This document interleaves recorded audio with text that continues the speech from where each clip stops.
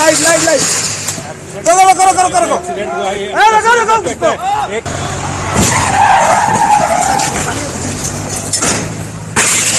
Light light light करो करो करो करो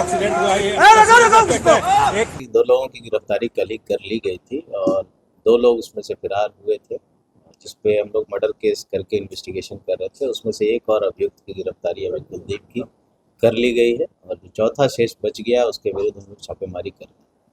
देखिए, राजधानी पटना में जिस तरीके से वाहन चेकिंग के दौरान तेज रफ्तार स्कॉर्पियो ने पुलिसकर्मियों को निशाना बनाया, जिसमें 2 पुलिसकर्मी घायल हो जाते हैं और एक महिला पुलिसकर्मी की मौके पर ही मौत हो जाती है। यह मामला जैसा ही तूल पकड़ा तो पटना पुलिस हड़कंप में आ गई। एक तरफ शोक की लहर तो दूसरी तरह पुलिस के लिए भी चैलेंज बन गया। जिस तरीके से वाहन चेकिंग के दौरान तेज रफ्तार का कहर देखने को मिला, लेकिन जिस तरीके से पटना के एसएसपी ने खुलासा किया है, उन्होंने साफ तौर से कहा कि वाहन जो चला रहे थे उन लोग 2 लोगों की गिरफ्तारी की गई है, बाकी फरार चल रहे थे।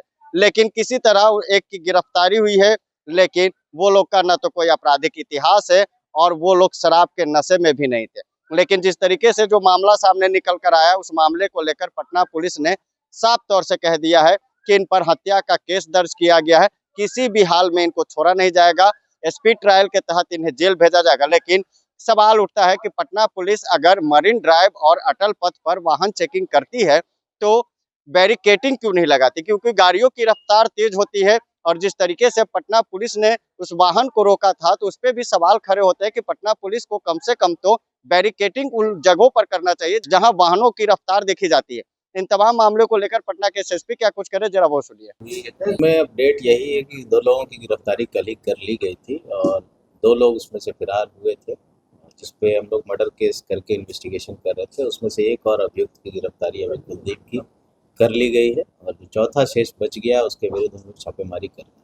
जो कौन थे जिसकी गाड़ी थी, क्या अपडेट है? गाड़ी निखिल राज के नाम के एक व्यक्ति की, जो गिरफ्तार कल ही हो गया था और ड्राइव भी वही कर रहा था। कुछ और भी हम लोग को अनुसंधान के क्रम में सबूत मिले हैं, उसको हम लोग आगे इन्वेस्टिगेशन में और उसमें लाएंगे एविडेंस के तौर पर। और लास्ट एक्यूज बचा है, उसकी गिरफ्तारी हो जाए फिर हम लोग जल्द से जल्द इसमें चार्जशीट करें और कोशिश करेंगे कि इसमें स्पीडी ट्रायल चलाकर सजा दिला सकें। किस तरह का केस हुआ था? इस पर मर्डर का केस हम लोग रजिस्टर करें। कितने लोग गाड़ी में सवार? 4 लोग सवार थे, 3 की अरेस्टिंग हो गई है, चौथा फिर पकड़े लोगों ने क्या कुछ बताया? अभी पूछताछ चल रही है। लापरवाही नहीं है, ये सीधा सीधा मर्डर का केस है। लापरवाही हम इसे नहीं मानते हैं और इसीलिए हम लोगों ने मर्डर में केस किया है और इसी में हम लोग इन्वेस्टिगेशन भी करेंगे और जो सबूत आएंगे उसके आधार पर चार्जशीट। पॉलिटिकल पार्टी का कौन थे? देखिए, फ्लैग लगने से उसने ऐसा कर दिया ये मानना तो मतलब मेरे ख्याल से थोड़ा सा ज़्यादा है। फ्लैग लगा हुआ ठीक है, किसी पार्टी से एफिलिएशन हो सकता है उसका, बट जो घटना घटी है वो इन 4 लोगों के द्वारा ही की गई। इसमें और किसी के होने की कोई कहीं से कोई अभी तक इन्वेस्टिगेशन में भी नहीं और ऐसा कुछ लगता भी नहीं।